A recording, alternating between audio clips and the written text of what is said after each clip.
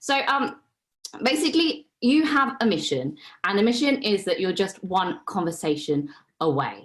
Okay, so this is a quick introduction on my course, who I am, what I'm going to be teaching you, my plans for the course, how I'll be teaching you, and more importantly, why you should follow my methodology in teaching, okay? I'm going to be explaining you today my journey on how I learned Spanish from absolutely zero. Some of you don't know me, but I actually moved to Spain about 4.5 years ago, and I couldn't speak any Spanish whatsoever. Okay, so I'm also going to be telling you the difficulties I had and accomplishments that I've achieved. Okay, so why, first of all, do you want to know this? Okay, so when I started learning Spanish, I used the traditional school methodology of teaching. It was frustrating, it was boring. I spent tons of money on one-to-one teachers, and at the end of the day, you're at the same place as where you started. You still can't speak. You don't spend any time doing anything apart from grammar. And I really don't want it for you guys, because there is an easier way of doing this. And after changing my perspective, I created a new system, which is what I'm going to be teaching you. And hopefully you'll be able to succeed in the same way as I have and in far less time. So let me know if that's great and that's what you want, but this is the way that I'm going to be teaching you, okay? So first of all, who am I? I'm Carmen. Let me give you a little bit of background story on who I was. I used to be a top student in school. I actually have a psychology degree, studied at Manchester University, which is at the north of England. And I also did a criminologies master after my psychology degree. Unlike most students, I was one of the top students, so I actually got offered a job straight from university to work in a top UK law firm. That was based in Manchester, because that's where I graduated. But then my boss from this law firm decided to move me down to London, which was where the head office was. And she actually paid me an extra £10,000 to move from Manchester to London in order to teach a new team of lawyers how to do their jobs, okay? So it sounds like I had the perfect life, right? But it was difficult, okay? So I had to travel 2 hours to get to work. It took me 1 hour to get to work and then 1 hour back again. It was very stressful. I had a desk job, and this led me to like gain a lot of weight. And you can see in the picture there, I put on tons of weight there, a lot of drinking, a lot of going out as well, great social life in London. So naturally, as any logical person would do, they got themselves a personal trainer. I'm guessing that you all know what a personal trainer is. Okay, so, and that's kind of where my story begins, okay? My personal trainer was David Lopez. He was this amazing trainer that made me lose a ton of weight. You can see in the picture there, I used to be quite tubby there. That was when I first moved down to London. And then 3 months later, I had a huge transformation. And at this point, 3 months later, 3 months down the line, I realized that he wasn't just any normal guy. I started spending more time with him. I was training about 5 times a week. So I saw him pretty much every day. I listened to his problems and he listened to mine. And then I started realizing, there we go, he was a charismatic guy. He's very sweet, very charming. You can see he's very muscular. And I completely fell head over heels in love. Okay, but there were some problems. Obviously, everyone has problems. He wanted to move back to Spain. We had discussed that we wanted to have kids, but I don't know if you guys know, but it's very expensive to raise kids, and it's very expensive to raise kids in London. And we decided at that point that the only way was to quit my job as a lawyer, where I've been working 4.5 years now at that point with the company, and to move to Spain.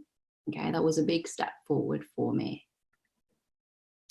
So there's a lovely quote from Dr. Seuss, absolutely fantastic writer. You should definitely check him out. And he says, "You know you're in love when you can't fall asleep because reality is finally better than your dreams." And I think that's an absolutely fantastic quote, because that's how reality was for me.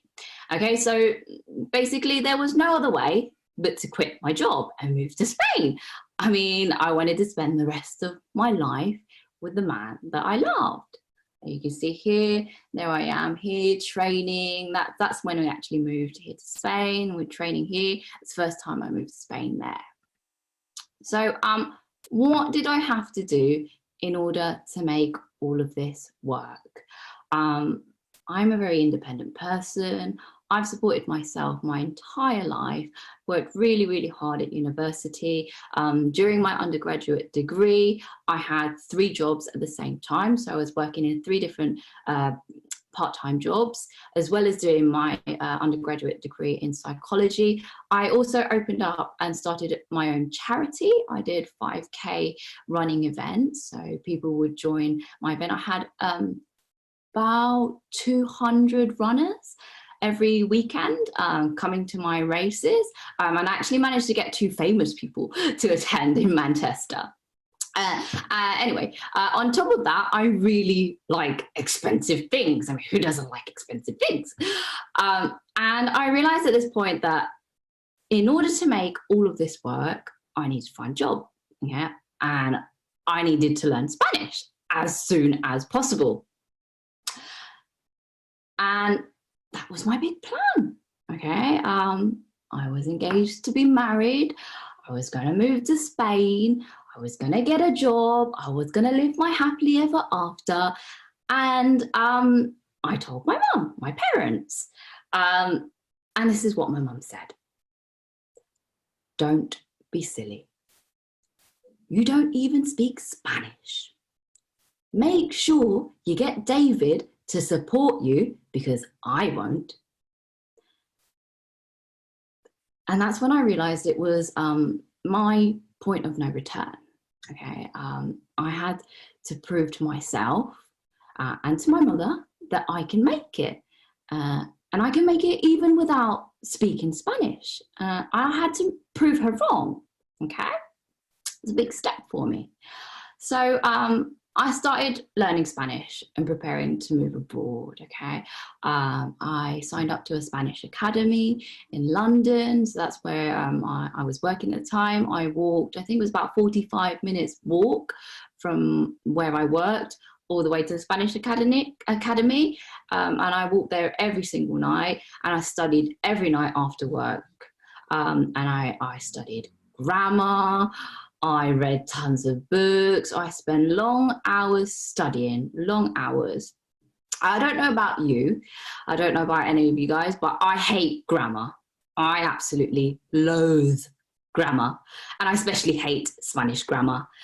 I mean, give you an example. A shoe. Why is that a masculine item? El zapato. What is that all about? I mean, women have so much more shoes than men. It should definitely be a female item. But anyway, okay, so I moved to Spain after preparing for my Spanish course, okay?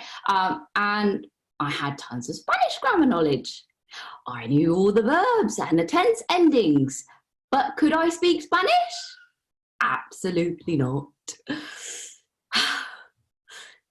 And I remember this moment where I sat down at a table with my mother-in-law, that's David's mother, and she pulled out this plate for lunch, and I looked at it and I said to myself, that's a really funny colour looking thing. What on earth is that? And then I tried to say that to her in Spanish, but nothing came out. I don't know if you guys have had the same kind of like moments. Give me a nod if you did. Yeah. I'm sure you've had that moment in English where you want to say something, but you absolutely no idea what to say at all. Okay. And so, yeah, I wanted to say, what the hell was that? And I definitely thought it was going to be a lot easier. Okay, so back to the drawing board. Okay, back to the books. I was now in Spain. I had quit my job. So I signed up and I got myself a Spanish teacher. I got myself a one-to-one Spanish teacher so that I would be able to learn Spanish faster so I could speak to my mother-in-law. And what did she do? She taught me grammar. We did exam papers.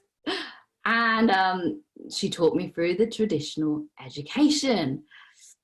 And after a couple of weeks of doing this, I started thinking to myself, why? I mean, all I wanted was somebody to be able to help me speak Spanish. I wanted to know what to say at lunchtime or at dinner time to the people that I was sitting with. And I don't know about you, but I really don't care that much about recycling or global warming. That's not really a topic that I want to discuss either in Spanish or in English. So I got to thinking and I went back to my psychology roots naturally, because that's what I'd studied. And basically in psychology, you learn that you're born with language, okay? It's kind of like a baby crying, okay? So a baby doesn't know how to speak until and it cries and cries and cries, but over time the baby's able to speak. But how does the baby learn grammar? No. Okay, a baby learns through replication, through mirroring, through watching people, copying people, and learning through that way. Okay, so I said to myself, I'll go back to that idea. And I dropped my one-to-one tutorials and I started doing conversation exchange. I started practicing speaking to David's family. I asked David to stop translating for me and I started speaking for myself. Don't get me wrong, it sounded absolutely awful. I was terrible, okay? I felt awkward, and it was kind of like playing a game of Taboo all day long. But something happened. The more conversations that I had, the better I got. And the more conversations I had, the better I got, and the better I got, and the better I got. So I've kind of drawn up a flow diagram for you to kind of like see this better. So in conversation exchange, you have two methods. So you have one conversation with somebody and you don't know what to say, or you don't know how to say something. And you can do two things. You can either not speak and be amazing at grammar, or you can have one conversation, you don't know what to say, and then you can rephrase what you're trying to say through different vocabulary, and then listen and learn. And doing that, you can add knowledge to your new vocabulary list. You can replicate the way that people talk, copy what they say, copy phrases, certain things that they say that kind of catch your attention, and especially the things that kind of make you smile, make you laugh, phrases that are a little bit more native, if you know what I mean. Okay, but there are some difficulties, okay? So some people didn't want to speak to me, and that's totally normal and fine. Why? Because they struggled to understand me. I didn't understand them. They didn't understand me. I felt embarrassed. They felt uncomfortable. And on top of that, I only had David's friends because I'd not been to Spain before. I didn't have my own friends. I couldn't speak Spanish. So I hit another difficulty there, another wall. Okay, so but after 89,526,124 poor quality conversations, that was about 2 to 3 months, I finally found my voice. Okay. I had 185,244 successful conversations, and by doing so, I could communicate. And don't get me wrong, sometimes I still sound like a foreigner. I'm sure you agree with me. I definitely don't have great Spanish skills still, but I did have 100% or 1,000% progress from speaking nothing to being able to ask my mother-in-law to pass me the bread at lunchtime if I want some. And I think that's the most important thing there. Okay, so what's the whole point of this emotional roller coaster that I've put you through today? Okay, the main idea is that I want to tell you and confirm to you kind of that I know how you feel, because I've been through it personally. Okay, I don't know about your previous teachers or their methodologies, but I feel more connected to somebody who knows how I feel, because they've been through it too, and they understand what it is that I don't understand. Okay. The other thing is that I wanted to tell you that I found a system that works, where you can learn English, and you can learn English 10 times faster than I did. Okay, you just need to follow my methodology, and you can succeed exactly the same way as me and much faster than me. Okay, so just remember, you are just one conversation away.